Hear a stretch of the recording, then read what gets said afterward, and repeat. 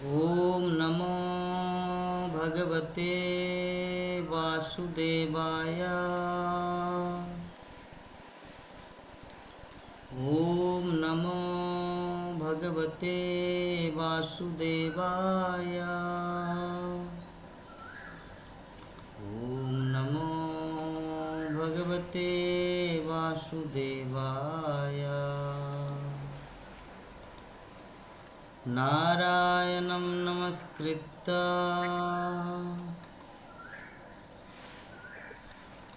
नरं चैव नरोत्तमं नरोत्तमं देवीं सरस्वतीं व्यासं सरस्वतीं व्यासं ततो जयमुदीरये। तो जयमुदीरये। नष्टप्रायेषु अभद्रेषु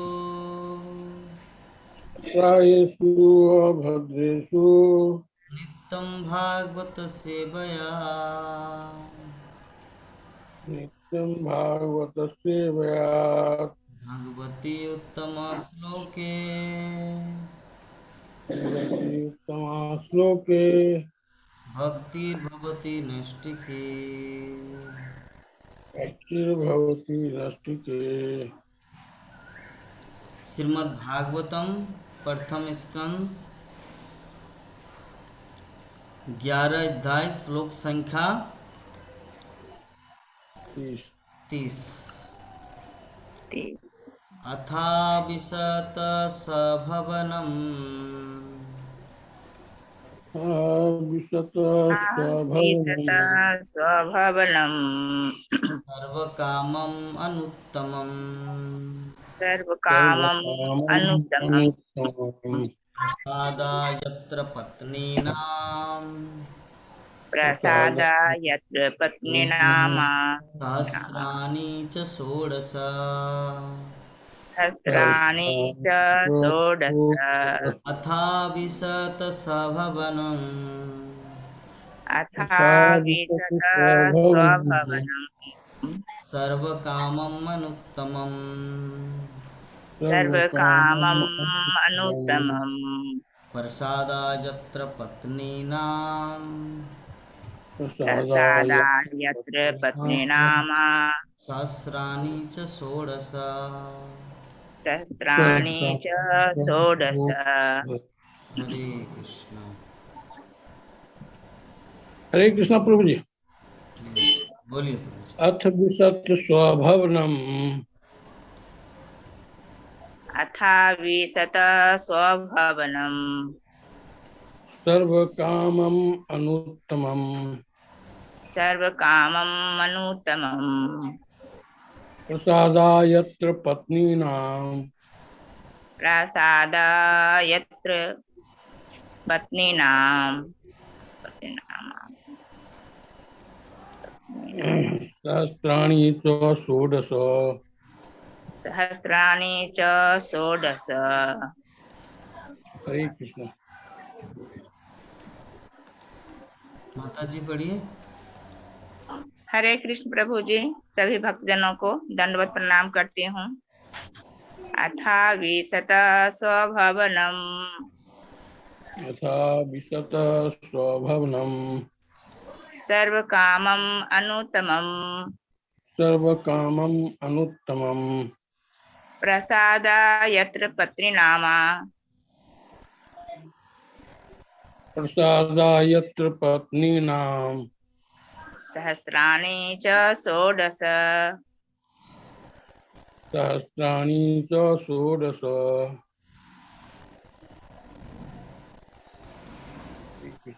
और कौन बोलेंगे? कोई बोलेंगे?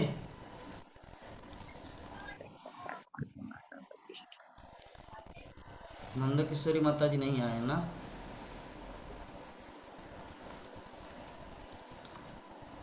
तो चलिए, हमारे प्राणमोहन प्रभु जी या ममता माता जी, चलिए ममता माता जी बहुत दिन बाद आए, तो माता जी पढ़ेंगे अनुवाद तात्पर्य को।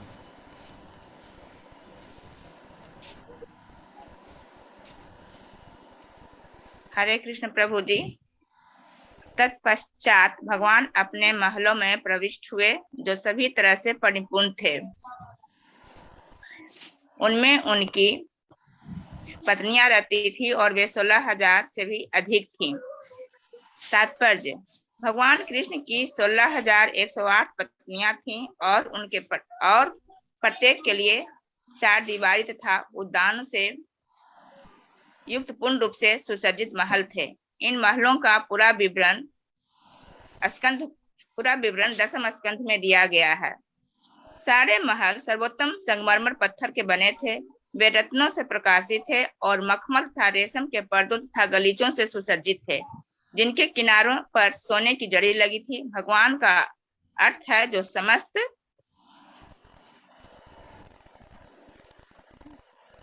ऊपर कीजिए प्रभु जी। जो समस्त बल, समस्त शक्ति, समस्त ऐश्वर्य, समस्त सौंदर्य, समस्त ज्ञान तथा समस्त वैराग्य से परिपूर्ण हो। अतः भगवान के महलों में कोई वस्तु ऐसी न थी जिसमें भगवान की सारी इच्छाएं पूरी न होती हों। भगवान असीम हैं, अतः उनकी इच्छाएं भी असीमित हैं और पूर्ति भी असीमित है। प्रत्येक वस्तु असीम होने के कारण यहाँ पर संक्षेप में सर्व कामम अर्थात सभी वांछनीय वस्तुओं से पूर्ण कहा गया है। हरे कृष्ण प्रभु जी। हरे कृष्ण। तो बहुत सुंदर हम लोग अध्ययन किए। इस श्लोक के ऊपर हम लोग डिस्कस करेंगे। तो उससे पहले कल के क्लास में हम लोग जो कुछ भी चर्चा किया था, सबसे पहले कौन बोलेंगे? प्राण मोहन प्रभु जी। प्रभु जी बताइए हरे कृष्ण। क्लास में क्या डिस्कशन हुआ था? हरे कृष्णा प्रभु जी। दंडवत प्रणाम। कल प्रभु जी बताए थे जब भगवान श्री कृष्ण द्वारका के राजमार्ग से होकर गुजर रहे थे, तब एक श्वेत छत्र उनके सिर के ऊपर से धूप से बचाने के लिए जा रहा था। श्वेत पंखों वाले चामर अर्धवृत्ताकार अनुसार वो उनके ऊपर झेला जा रहा था और मार्गों के ऊपर पुष्पों की वर्षा हो रही थी। पीतांबर वस्त्र उनके शरीर पर शोभ रहे थे और उनके शरीर पर पुष्पों की हार शोभायमान थे और उनका जो शरीर भगवान का था श्याम वर्ण, उनके ऊपर सूर्य, चंद्रमा, बिजली और जो है इंद्रधनुष सब एक साथ शोभायमान हो रहे थे। जबकि तात्पर्य में आप बताए थे प्रभु जी कि सूर्य, चंद्रमा और इंद्रधनुष तथा बिजली एक साथ आसमान में कभी प्रकट नहीं होते। सूर्य रहने पर चंद्रमा का अस्तित्व नहीं होता है, वो दिखाई नहीं पड़ता है। और बादल हों और इंद्रधनुष हों तो बिजली भी जो है नहीं चमकती है। लेकिन ये सब भगवान की ऐसी शक्ति के द्वारा जो है हो रहा था, शोभायमान हो रहा था। और यहाँ पर जो श्वेत छत्र था, वे श्वेत छत्र जो है सूर्य का प्रतीक माना गया। सूर्य जो है उनके ऊपर था और चंद्रमा भी जो है उगे हुए थे, चंद्रमा भी थे। और बादल के रहते हुए जो इंद्रधनुष था, ये सब उनकी ही कृपा थी। उन्हीं के अनुसार ये सारे चीजें घटित हो रही थी। और दूसरे श्लोक में बताए थे प्रभु जी कि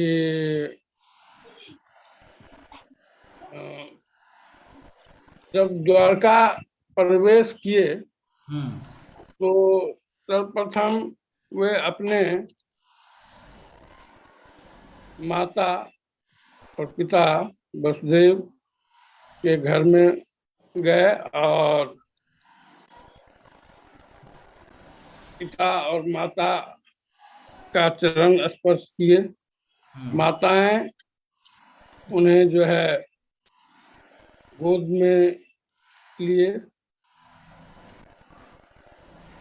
और तीसरी पंक्ति में बताए थे कि तीसरा श्लोक में कि जब द्वारका अरे वृंदावन में भी थे तो गौएं जो है जब उनके थन में दूध आ जाता था और दूध जो है उससे दूध दिया जाता था, उसी प्रकार उनकी माताओं को भी जब वे गोद लिए तो उनके स्तन में भी दूध भर गया और उनकी आंखें नम हो गए। आंखों से जो है आंसू गिरने लगे और उनसे उनका शरीर का वस्त्र जो है भीग गया।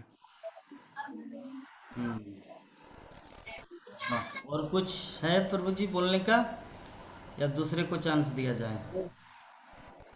तो कुछ मुझे उतना याद नहीं। ठीक है, तो हमारे बीच में कौन है अभी उपस्थित? हमारे नेहा माता जी, ममता माता जी। तो ममता माता जी बहाना करेंगे लेकिन बहाना नहीं चलेगा। बोलिए माता जी, क्या हुआ था क्लास में?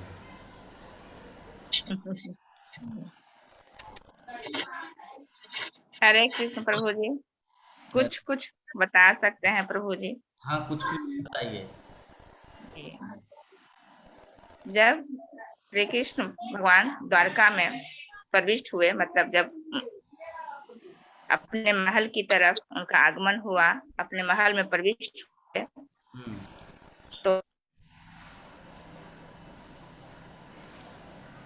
तो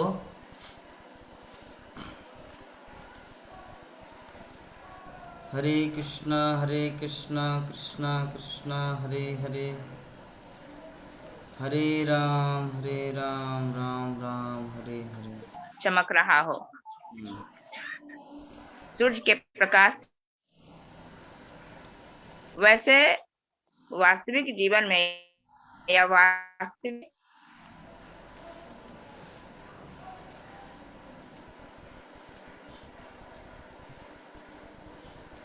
प्रकट नहीं होते, लेकिन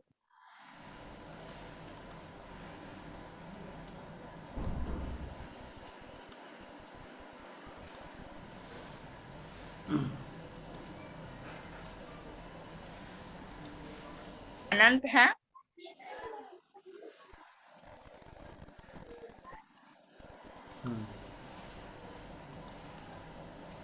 बोलिए माता, आपका नेटवर्क शायद बहुत ही डिस्टर्ब कर रहा है। भी उनका स्वागत करती हैं भगवान की।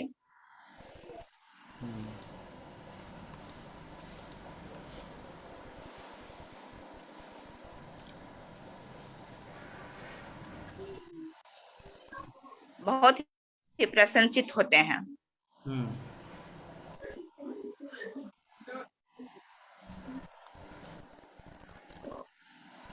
हे गोविंद, हे गोपाल,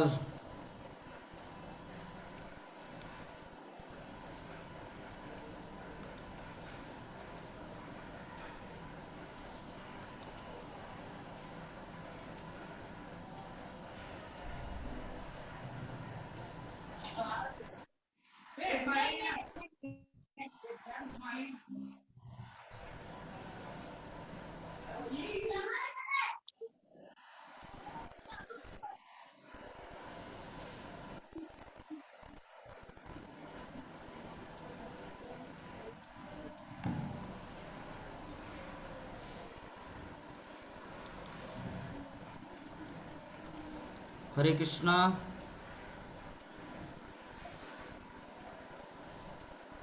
जी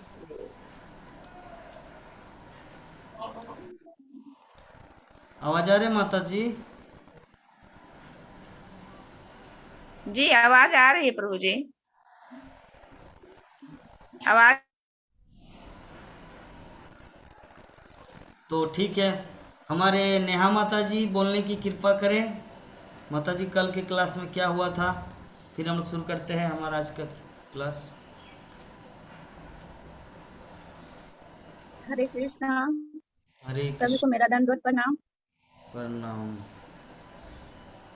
कल जो हुआ था वो बोले थे प्रभु जी, भगवान जो पल हर एक क्षण हमारे साथ है। हम हमारा भगवान जो है, जो जहाँ हम बुलाए, जहाँ ध्यान करे, वहाँ भगवान आते हैं, वहाँ हमारे हमेशा हमारे साथ रहते हैं भगवान। और भगवान के लिए कोई भी कार्य असंभव नहीं है, वो जो चाहे वो कर सकते हैं। और इसके बारे में बोले थे कि भगवान का वस्त्र जो है वो नवीन बादल की तरह है, और उनका जो छाता है वो सूर्य की तरह, और वो पोशाक जो है वो इंद्रधनुष की तरह है। हम्म। और जो फूलों की वर्षा जो होती है वो तारों से तुलना की गई है। तो भगवान जो है वो सर्वश्रेष्ठ है, और वो जो चाहे वो कर सकते हैं। हम्म। और और एक दो पॉइंट बताइए। और हम जिस रूप में भगवान को याद करते हैं, जिस रूप में हम भगवान को चाहते हैं ना, भगवान उसी रूप में हमें स्वीकारते हैं। हम भगवान को जैसा चाहते हैं वैसा ही, साथी के रूप में चाहेंगे तो साथी के, पति के तो पति के, अपने बच्चे की तरह लड्डू गोपाल को जैसे चाहेंगे तो वैसा ही। भगवान जैसे हम लोग अपने मन में स्वीकारते हैं ना, वैसा ही भगवान हमें हमें भी वैसा ही ट्रीट करते हैं। हम्म। हरे कृष्णा। बस, और नहीं। 839839। तो ठीक है, शुरू करते हैं हमारा आज का क्लास श्रीमद् भागवतम का। फोटो अच्छा लग रहा है ना, बैकग्राउंड? जी इतना दिन ये स्टोर हाउस मुझे आज तक मिला ही नहीं था।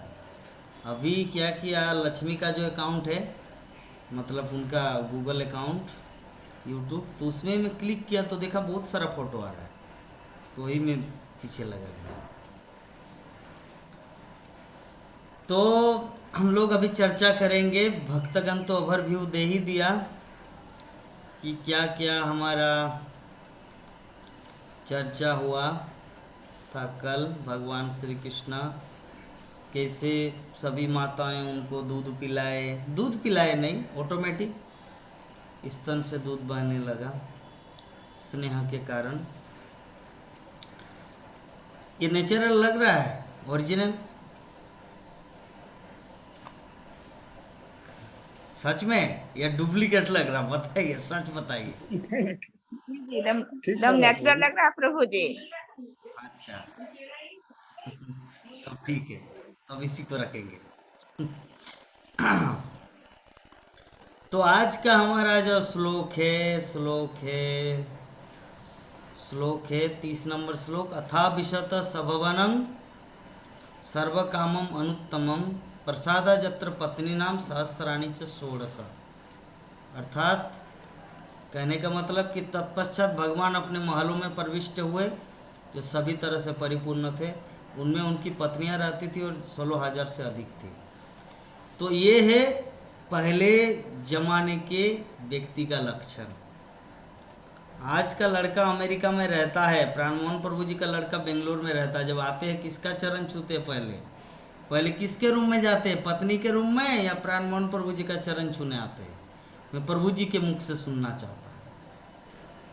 प्रभु जी बताइए, बताइए अनम्यूट करके।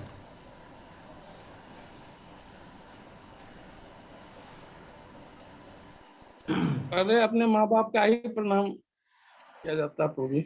वो तो करना चाहिए, लेकिन करते हैं? चाहिए और करते नहीं, हैं दोनों में डिफरेंस है। करते हैं करते हैं। करते हैं तो बहुत सुंदर है, संस्कारवान लड़का है। तो विषय वस्तु जो है कि प्राचीन काल में ये भगवान इसे शिक्षा दे रहे, क्यों? क्योंकि अगर भगवान ही नेग्लेक्ट करे तो क्या होगा? जनसाधारण उसको पालन नहीं करेंगे।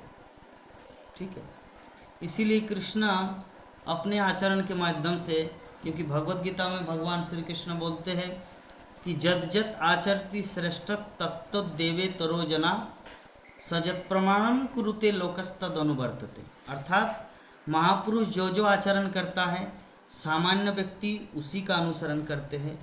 वो अपना अनुकरणीय कार्यों से जो उदाहरण प्रस्तुत करता है, सारा संसार उसको फॉलो करता है। तो जो व्यक्ति खुद आचरण नहीं करेगा उसको कोई फॉलो नहीं करेगा, कोई उसका अनुसरण नहीं करेंगे। जो खुद आचरण करते हैं उसी की बात को हर कोई मानते हैं। आप लोग विभा माता जी का बात को क्यों माने?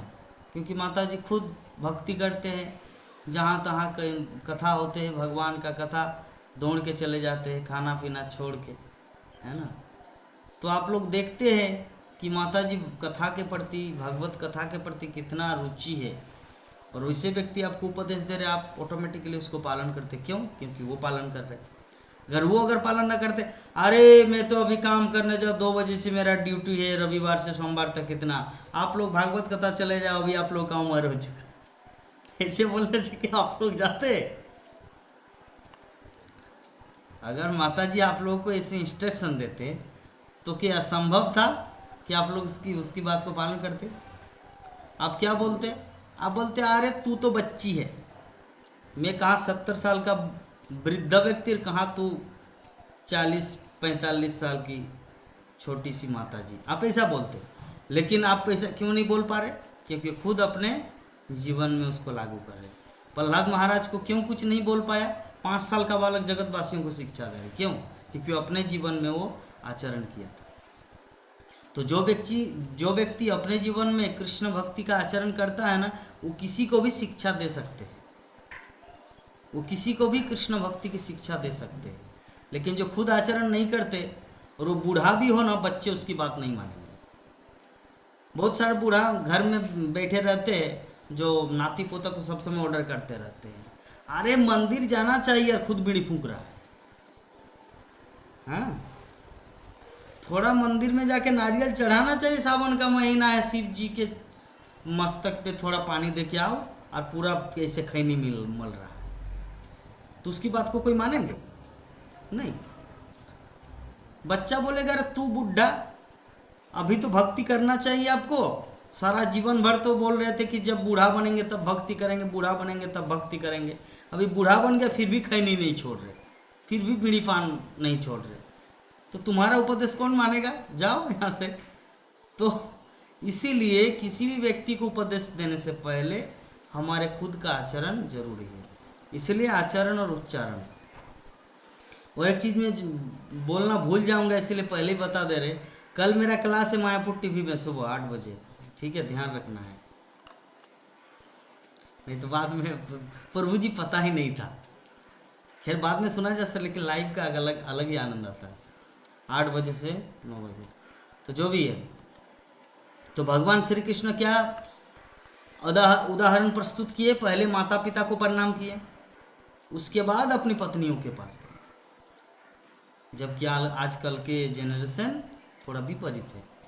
जो संस्कार खानदान है वो तो अलग मैटर है, जैसे प्रभु जी बता दिए, प्राणमोहन प्रभु, कि नहीं प्रभु जी करते हैं, आते हैं तो प्रणाम करते हैं।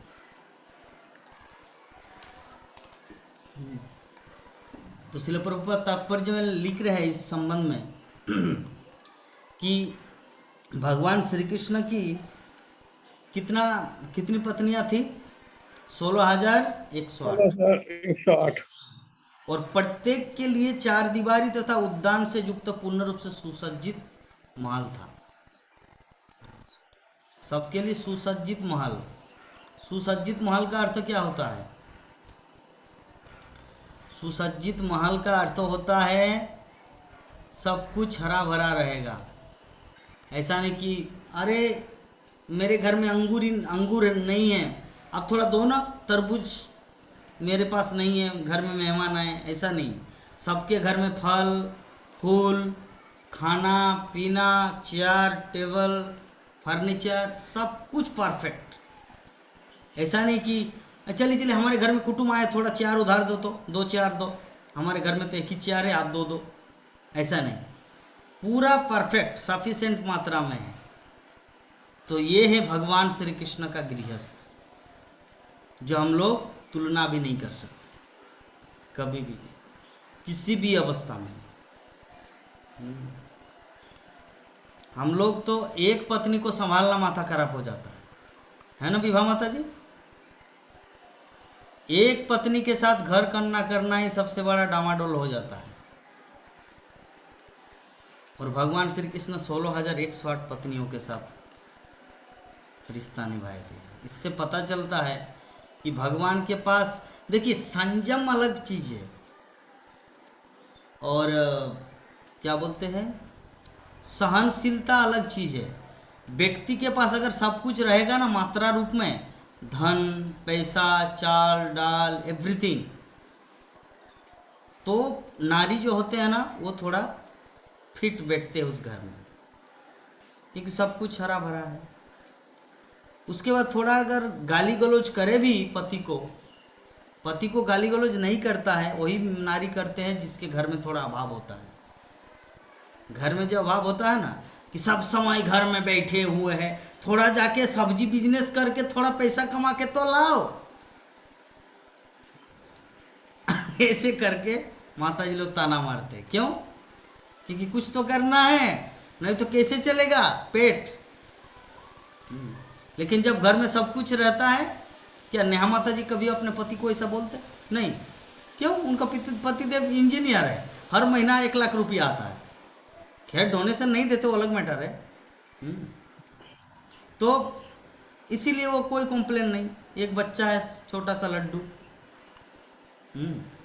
और सब अच्छी मात्रा में सुसंपन्न परिवार चल रहा है, तो भी कंप्लेन का कोई प्रश्न ही नहीं है। कंप्लेन कौन करता है? जिस घर में थोड़ा सा कुछ मतलब अभाव रहता है, अभाव के कारण व्यक्ति कंप्लेन करता है। तो भगवान श्री कृष्ण तो स्वयं संपूर्ण है, उनके पास धन यश एवरीथिंग इज देयर, तो उनको कंप्लेन कौन करेगा? जिसको चाहिए जो उतना मिल रहा है, तो कंप्लेन का कोई प्रश्न ही नहीं है। और रही बात प्यार मोहब्बत का, तो कृष्ण तो इतना प्यार करते हैं कि जो जीवात्मा राक्षस है, असुर है, उसको भी कृष्ण प्रेम करते हैं। अपनी पत्नी को प्यार तो करेंगे ही। इससे हम लोग अंदाजा लगा सकते हैं कि प्यार मोहब्बत की बात तो बहुत ही दूर की बात है। 2 चीज एक नारी को चाहिए, एक है धन संपत्ति, घर हरा भरा रहना चाहिए, और दूसरा है इमोशन, लव, प्रेम। जब ये 2 चीज नहीं मिलता तो चंचल हो जाती है नारी, भटकती है। कि जब दोनों पूर्ण रूपतया मिलता है तो कृष्ण का प्रेम का तो सवाल ही नहीं है। वो जीवों को इतना प्रेम करते हैं, जो जीव उनको प्रेम नहीं करते उसको भी वो प्रेम करते हैं, तो अपनी पत्नी को तो प्रेम करेंगे ही, ये तो कन्फर्म है। फिलोसॉफी को समझना है, क्लास का उद्देश्य यही है। जीवात्मा, मुसलमान लोग क्या कृष्ण से प्रेम करते क्या? करते नहीं करते? फिर भी कृष्ण उन लोगों को खिला रहे या नहीं? नहीं तो उन लोगों का तो पूरा डामाडोल हो जाता लाइफ, है ना। तो इसका मतलब हम लोग जान रहे कि कृष्ण परम दयालु है, कृष्ण सबको प्रेम करते हैं। तो अपनी पत्नी जो है उनको तो प्रेम करेंगे ही, क्योंकि वो मधुर रिश्ता होता है। पति पत्नी का रिश्ता बहुत मधुर होता है, स्वीट। लेकिन वो स्वीट तब तक रहता है जब सेंटर में कृष्ण रहेगा, नहीं तो ज़्यादा दिन नहीं चलता है। स्वीट रिलेशनशिप पति पत्नी का तब तक ज़्यादा दिन टिकाने के लिए सेंटर में कृष्ण को लाना है, जीवन में कृष्ण भक्ति को लाना होगा, नहीं तो ज़्यादा दिन टिकने वाला नहीं है। क्योंकि इंद्रिय तृप्ति कब तक रहेंगे? जब तक वो लोग जवान अवस्था में हैं, जवान युवक युवती। जब बूढ़ा हो जाएंगे तब तो उसमें तो कोई लेन देन नहीं तब। लेकिन अगर कृष्ण भक्ति रहेगा जीवन में तो वृद्धावस्था में भी वो सपोर्ट करेंगे कि चलिए मेरा पति परमेश्वर ये कृष्ण भक्त है, इनकी सेवा करना मेरा धर्म है ना। पति सोचेंगे ये पत्नी कृष्ण भक्ति करते हैं तो इनको सपोर्ट करना मेरा धर्म है, तो पति क्या करेंगे? उनको सपोर्ट करेंगे। तो इस प्रकार हम लोग देख रहे कि भगवान श्री कृष्ण अपने सभी पत्नियों को 16,108 रानियों को बहुत ही प्रेम करते थे, प्रेम करते थे, और उनके लिए सबका अलग अलग महल बनवा दिया गया था। तो ये सब विवरण हम लोग को मिलेगा जब हम लोग दशम स्कंद में पहुंचेंगे। तो श्रील प्रभुपाद बोलना चाह रहे कि सारे महल सर्वोत्तम संगमरमर पत्थर के बने थे और वे रत्नों से प्रकाशित थे और मखमल तथा रेशम के पर्दों तथा गलीचों से सज्जित थे, जिनके किनारों पर सोने की जरी लगी थी। मखमल क्या चीज़ है? मुझे आज तक समझ में नहीं आया। ये मखमल मखमल बोलते हैं सभी, व्हाट इज मखमल? क्या है मखमल प्रभु जी, प्राणमोहन प्रभु?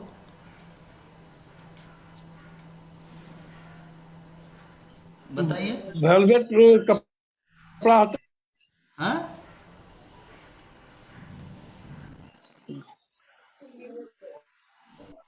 वेलवेट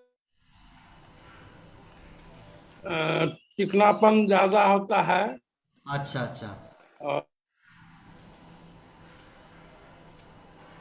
ओ। ममता माता जी थोड़ा सरल भाषा में आप समझाइए तो मखमल का अर्थ क्या है?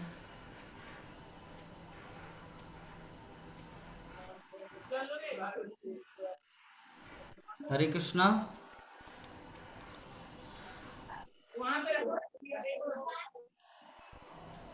हरे कृष्णा।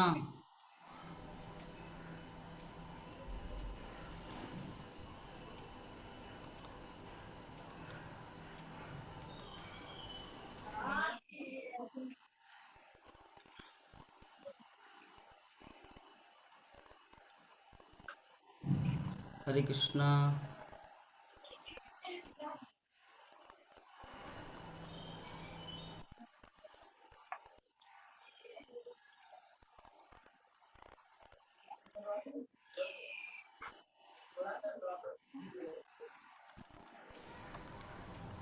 ममता माता जी हरे कृष्णा।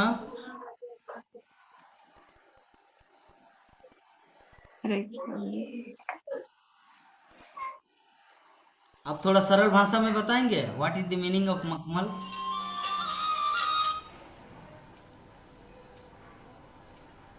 प्रभु जी, क्लास चल रहा है प्रभु जी। एक प्रकार का कपड़ा होता है।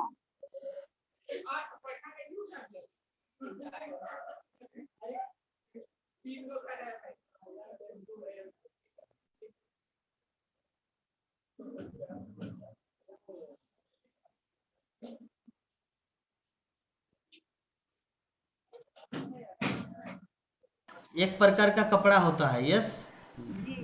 जिस पर छोटे छोटे बहुत खरगोश के शरीर में जिस तरह से फर होता है, बहुत मुलायम सॉफ्ट, उस तरह से उस पर फर होता है। ओ। और वो हर एक कलर में आते हैं, रंग बिरंगे होते हैं, जिसको जो कलर पर मैंने लोग ओढ़ने के लिए या बिछाने के लिए लेते हैं, यूज करते हैं। बहुत मुलायम और चमक भी बहुत ज्यादा अच्छा होता है, हमें अच्छा लगता है, देखने से अट्रैक्टिव लगता है। अच्छा, जो भी है। तो भगवान श्री कृष्ण इस प्रकार सब कुछ प्रोवाइड करते हैं अपनी पत्नियों को, एवरीथिंग। तो इस प्रकार हम लोग देख रहे हैं कि भगवान श्री कृष्ण की पत्नियां होना कोई साधारण बात नहीं है, अनेक अनेक जन्मों के तपस्या का फल है। हम लोग जानते हैं कि दंडकारण्य में, ये सौभाग्य की बात है। हाँ, दंडकारण्य में जब भगवान श्री राम, लक्ष्मण और सीता देवी वहाँ से जब गुजर रहे थे वनवास के समय, तो उस समय दंडकारण्य के जितने सारे ऋषि मुनि थे भगवान रामचंद्र का रूप को देखकर मोहित हो गए और वो पूछने लगा कि प्रभु मुझे आपसे शादी करना है। बोले कि आप तो मुनि हैं, पुरुष है। बोले कि कोई पुरुष नहीं है, एकमात्र आप पुरुष है, बाकी सब नारी है। बोले कि हमें शादी करना है आपसे। बोले कि इस जीवन में तो नहीं, क्योंकि मैं एक पत्नी व्रता का व्रत लिया हूँ, सीता ही मेरी पत्नी बन के रहेंगे और मैं शादी नहीं करूँगा किसी से। तो ठीक है, आप लोग जब इच्छा प्रकट किए हैं तो अगले जीवन में, अर्थात जब मैं अगले लीला में आऊँगा भगवान श्री कृष्ण बनकर, तब आप लोग द्वारका की महिषी बनोगे। तो ही श्रुतिचारी, वेदचारी, विभिन्न प्रकार के ऋषि मुनि सभी इस युग में, अर्थात भगवान श्री कृष्ण के युग में, द्वापर युग में सभी जन्म ग्रहण किए थे और भगवान की पत्नियां बनी। आज मैं स्टडी कर रहा था उद्धव के विषय में कि उद्धव एक वसु था, तो उनके हृदय में वांछा, उनके हृदय में एक इच्छा था कि हम कृष्ण के सखा बने, हम सब समय कृष्ण की सेवा करेंगे। तो भगवान श्री कृष्ण तो अंतर्यामी हैं, सब कुछ उसको पता है, तो इस तथ्य को पूर्णतः वह जानते थे। तो इसीलिए उद्धव को एक सखा बनाया भगवान श्री कृष्ण ने।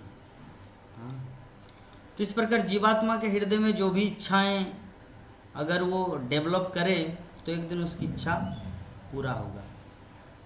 अभी हम लोग सोचेंगे कहाँ प्रभु जी, कहाँ राधा रानी बन पाएंगे हम, ये संभव है क्या हम नंद महाराज बन पाएंगे? नॉट पॉसिबल, अर्जुन की तरह सखा बनना, नहीं, ये सब कहानी मेरे द्वारा नहीं, ऐसा नहीं सोचना है। शास्त्रों का कहना है कि सब कुछ संभव है, जीवात्मा की जो इच्छा है भगवान श्री कृष्ण उसको पूरा करेंगे। अभी हम लोग को इच्छा करना है कि हम लोग को क्या बनना है। नेहा माता जी बोलेंगे मुझे तो गोपी बननी है क्योंकि मैं सुंदरी हूँ और कृष्ण के साथ मेरा जोड़ी भी अच्छा होगा, तो माता जी ऐसा फील करेंगे, है ना। ममता माता जी बोलेंगे मैं तो भगवान की माँ बनूंगी, जसोदा माँ नहीं, कम से कम रोहिणी तो बनूंगी। ठीक है। एक दिन लक्ष्मी सेवा कर रही थी लड्डू गोपाल को, तो लड्डू गोपाल को सेवा, तो मैं बोला कि आप तो एकदम जसोदा माँ बनेंगे। बोले कि आपको क्या पता मैं किस भाव में रहती हूँ। मैं बोला अरे बाबा तब क्या आप राधा रानी बनेंगे क्या? तो इसे बोले कि आपको क्या पता मैं किस भाव में रहती हूँ। मैं बोला आप लड्डू गोपाल को तो बहुत सुंदर स्नान करा रहे, नहला रहे, उसको कपड़ा पहना रहे, आप तो जसोदा माँ बनेंगे। तो बोले कि आपको क्या पता मैं किस मूड में रहती हूँ।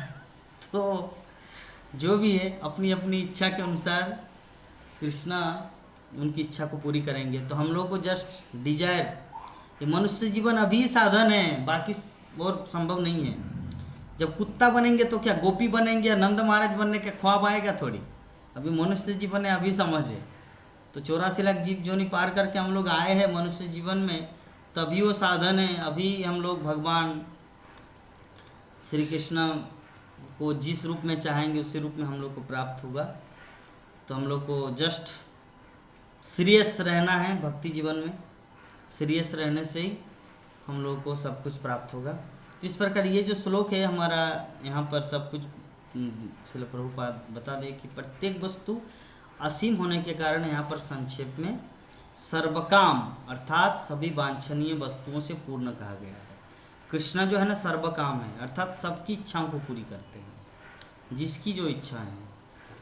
अभी नेहा माता जी बोले प्रभु जी आप सब समय एक ही चीज़ क्यों बोलते हैं कि हमारी इच्छा पूरी होगी, हमारी इच्छा पूरी। इसीलिए बोलते हैं क्योंकि कृष्ण ही एकमात्र हमारी इच्छा को पूरा कर पाएंगे और